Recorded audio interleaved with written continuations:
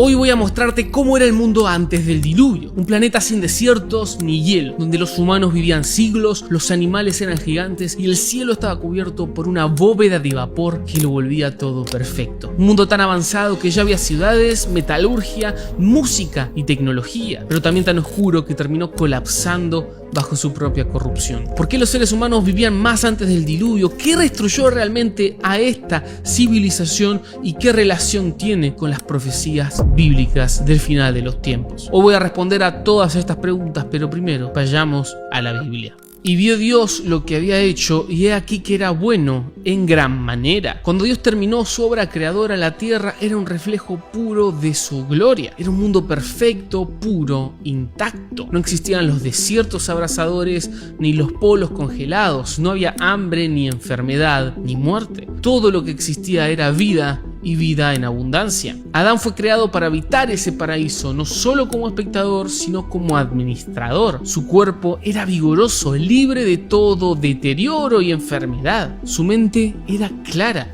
capaz de nombrar cada criatura del Edén sin error, y su espíritu, estaba en perfecta comunión con el Creador. Pero todo cambió en la caída. La famosa serpiente, el fruto prohibido, el error que condenó a la humanidad a perder ese vínculo directo con Dios. Nos encontramos entonces con que el hombre había sido expulsado del paraíso, pero que vivía en un planeta 0 kilómetros, prácticamente nuevo y muy distinto al que tenemos hoy. ¿Pero qué tan distinto, te preguntarás? Bueno, para empezar, los primeros humanos parecen vivir siglos. Matusalén alcanzó los 969 años, según Génesis 5:27. Esta longevidad no era mito ni exageración poética, sino el resultado de un ambiente ideal diseñado por Dios para sostener la vida en su forma más elevada. Según muchos estudiosos, este entorno estaba protegido por una densa capa de vapor, mencionada en Génesis como el firmamento, y separó Dios las aguas que estaban bajo el firmamento de las aguas que estaban sobre el firmamento. Esta frase ha llevado a pensar que existía una bóveda acuosa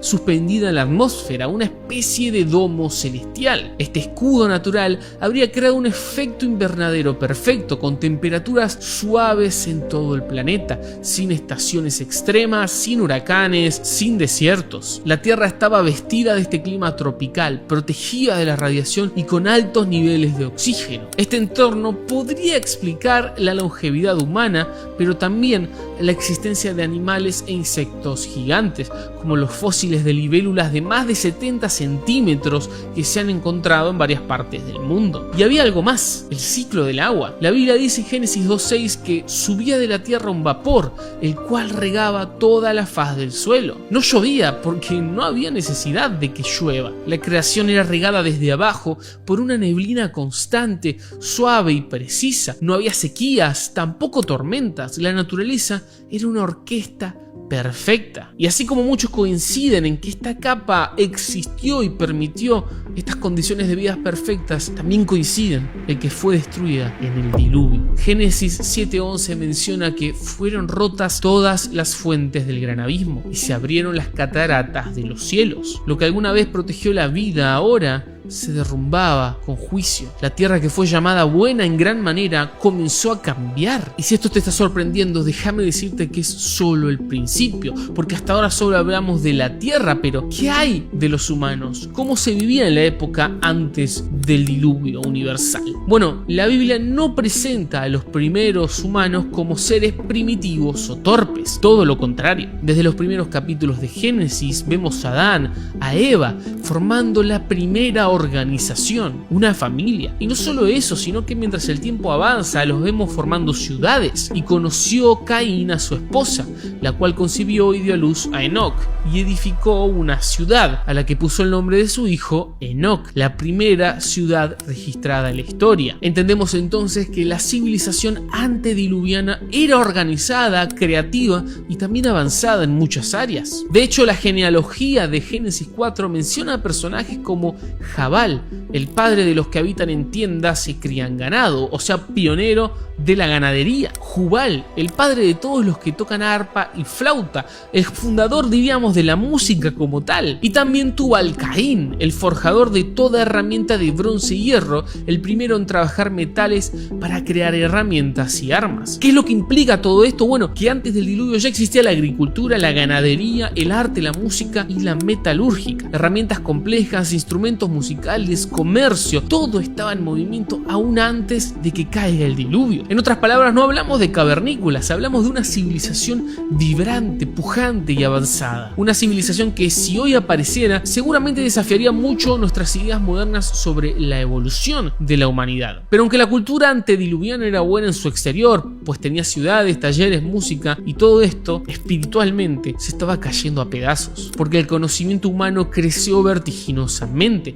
pero su corazón se alejó de Dios. Se construían ciudades, pero no para glorificar al Creador, sino para exaltar el nombre del ser humano. Se levantaban altares, no de adoración, sino de idolatría y orgullo. La música, la ciencia, el arte, todos dones originalmente dados por Dios, comenzaron a ser corrompidos. Surgieron rituales paganos, prácticas ocultistas, corrupción sistemática en cada área de la sociedad. La violencia se volvió cotidiana y la arrogancia, el orgullo del hombre lo llevó a ocupar el lugar que solo debía pertenecerle a Dios. La creación seguía siendo perfecta, como el lienzo original de Dios, pero la humanidad había elegido empezar a borronear, a pintar encima una historia de rebelión. El contraste entre la idea de Dios en el Edén y lo que estaba sucediendo en el mundo era muy diferente, era brutal. Y la verdad es que si miramos bien este mundo, bueno, se parece demasiado al nuestro. Tecnología sin temor de Dios, cultura sin moralidad, avances en muchas áreas, pero una decadencia espiritual tremenda. Díganme si no estamos viviendo en los días de Noé ahora mismo. Y así, mientras la humanidad seguía edificando su propio reino, Dios describe lo que para mí es una de las frases más brutales de toda la Biblia. Génesis 6:5 dice: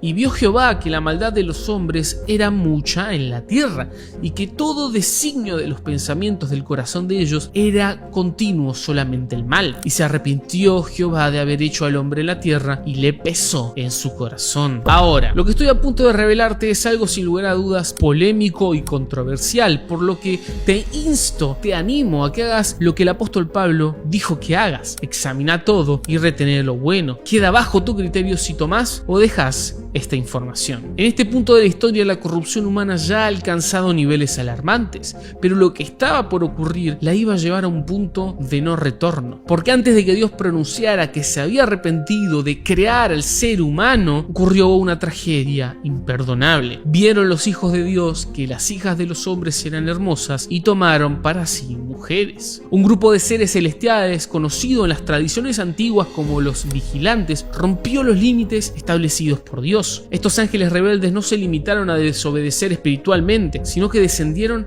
físicamente a la tierra, abandonaron su morada celestial, cruzaron la frontera que nunca debió cruzarse y tomaron para sí esposas humanas. Y de esa unión prohibida surgió algo completamente antinatural: los Nefilim. ¿Quiénes eran estos seres? Bueno, Génesis 6:4 nos narra que había Nefilims en la tierra en aquellos días. La mayoría de las Biblias traduce la palabra Nefilim como gigantes, pero su significado más literal proviene de la raíz hebrea nafal, que significa caer o los caídos. No hablamos de gigantes en el sentido de hombres altos, sino de monstruos, de criaturas gigantescas, de fuerza colosal, de violencia desmedida, porque eran más que humanos. Pero la historia se pone peor, porque los vigilantes no solo engendraron a estos monstruos, sino que corrompieron el alma de la civilización, enseñando conocimientos prohibidos. Según el libro de Enoch, repito, por favor, toma esto con pinzas, ellos le revelaron secretos a la humanidad que Dios había reservado, como la fabricación de armas de guerra,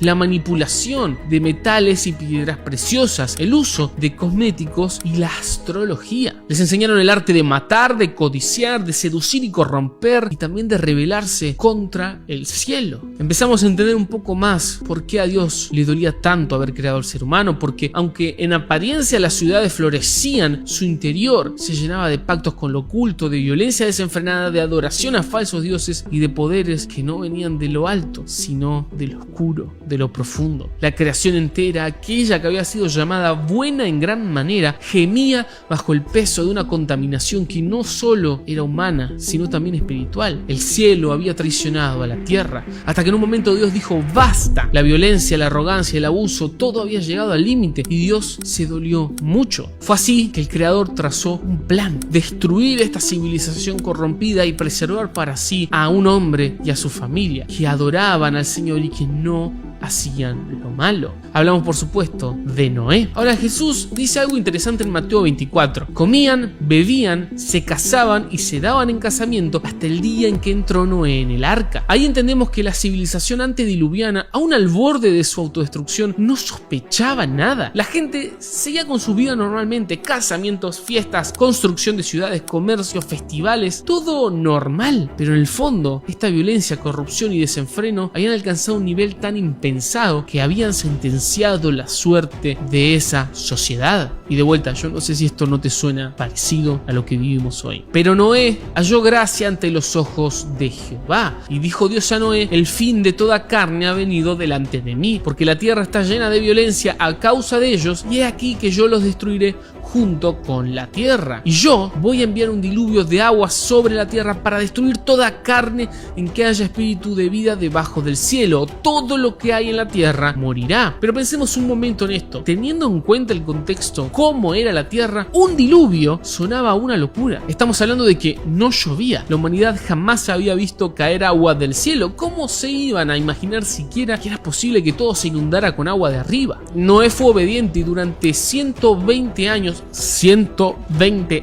construyó el arca. Y puedo verlo siendo fiel a Dios, siguiendo su misión por 120 años, pero también puedo verlo siendo ridiculizado 120 años. Un diluvio, un juicio que hace un Dios invisible, lluvia. Si la tierra se riega sola, no seas ridículo. Pero Noé perseveró, martillo tras martillo, y el arca no terminó siendo un bote más, sino una estructura monumental con más de 130 metros de largo, 22 de ancho y 13 de alto, capaz de alojar parejas de todos los animales terrestres, con espacio para provisiones por meses. Una obra que solo puede explicarse por la intervención y la sabiduría de Dios. En el año 600 de la vida de Noé, en el mes segundo, a los 17 días del mes, fueron rotas todas las fuentes del gran abismo y las cataratas de los cielos fueron abiertas. De repente todo cambió. El cielo, que había sido siempre manso, se desgarró. El suelo, que había alimentado generaciones, se partió y no hubo solo una lluvia, sino un juicio global, una catástrofe, fuentes subterráneas que estallaron desde lo profundo. El firmamento se rompió y el agua se derramó como nunca antes. Todo lo que respiraba fuera de esa arca pereció. Los gigantes, los poderosos, los sabios, los ricos, los comunes, todos murieron. La civilización antediluviana, aquella que parecía ser invencible, que era pujante y desarrollada, fue barrida en horas, en días. Pero quiero que quede algo claro: Dios no envió el diluvio en un arrebato de ira, sino que fue el resultado inevitable de una corrupción que había alcanzado un límite, de un proceso que llevaba ya un buen tiempo. Pero incluso en medio de ese juicio, amigos, hubo gracia. El arca es un símbolo de salvación, es una promesa viva de que Dios siempre reserva un remanente, porque 8 personas tuvieron una nueva oportunidad, 8 personas trajeron una nueva humanidad. El arca no era solo madera y brea, sino que era algo más, una sombra profética de Cristo, del Salvador, porque había una sola puerta y, como dijo Jesús, yo soy la puerta, porque el juicio caía afuera, pero adentro había vida. Como todos los que nos mantenemos en Jesús tenemos vida. Noé no salvó a su familia con sus obras, sino confiando en la instrucción de Dios, y de la misma manera no podemos ser salvos por lo que hagamos, sino por entrar en Cristo antes de que el juicio caiga. La historia de Noé se repite. Como dijo Jesús, así como en los días de Noé, será la venida del Hijo del Hombre. Quiero resaltar algo: no dijo parecido a los días de Noé o similar en algunos aspectos a los días de Noé. No. Él dijo que sería igual, así como los días de Noé.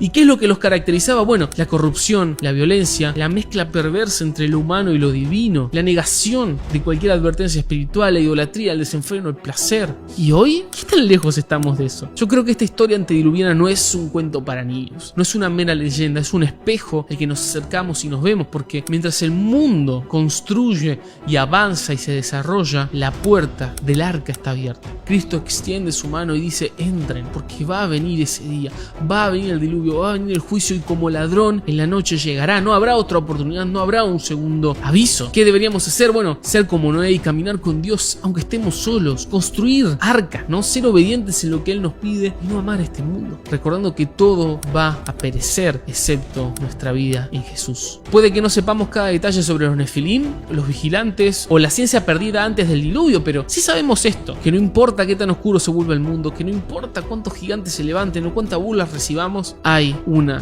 esperanza, hay una oportunidad, hay una puerta abierta que vale más que cualquier otra cosa. Pero no sé vos, pero a mí todo esto me hace surgir una nueva pregunta. Si en el Génesis Dios creó todo, ¿qué es lo que pasó antes del Génesis? Si vos también tenés esta duda, te invito a que hagas clic en este video ahora mismo para descubrir cómo era el mundo antes de que Dios cree a Adán. Los veo allí.